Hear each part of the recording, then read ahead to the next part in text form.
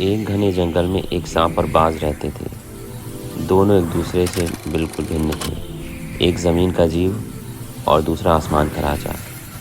फिर भी समय के साथ उनमें एक अजीब सी मित्रता हो गई। दोनों रोज़ एक ही झरने के पास मिलते, बातें करते और जीवन का अनुभव साझा करते।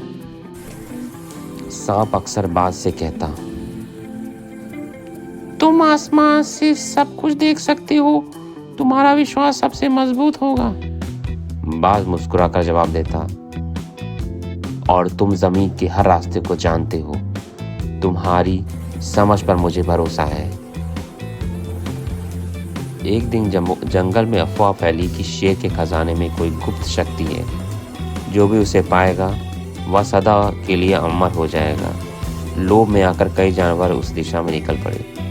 बाज और सांप ने भी अपना भाग्य आजमाने की कोशिश की।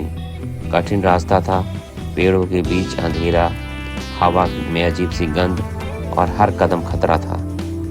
झरने के किनारे पहुंचते ही सांप ने कहा, मैं नीचे से जाऊंगा, तुम ऊपर से नजर रखना। बाज ने सिर हिलाया और आसमान में उड़ गया। अचानक एक तेज आवाज आई, जैसे कि किसी ने फुफकार भरी हो।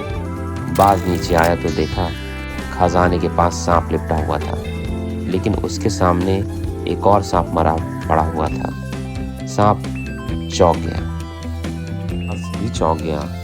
उसने कहा, ये क्या हुआ?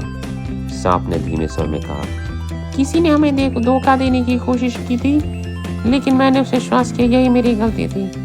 बाज ने पूछा, तो तुमने उसे क्यों मार दिया? सांप ने गंभीर स्वर में कहा, जब विश्वास टूटता है तो खुद ही जहर बन जाता है। यही पल बाज को अपनी देह में जलन महसूस हुई। वह गिरने लगा। सांप ने ठंडी नजरों से कहा, मैंने तुम्हारे जहर में विश्वास किया, लेकिन तुमने मेरे खून में जहर मिला दिया। झरने के ऊपर केवल एक गूंज रह गई, विश्वास जब छल बन जाए तो कोई नहीं बचता।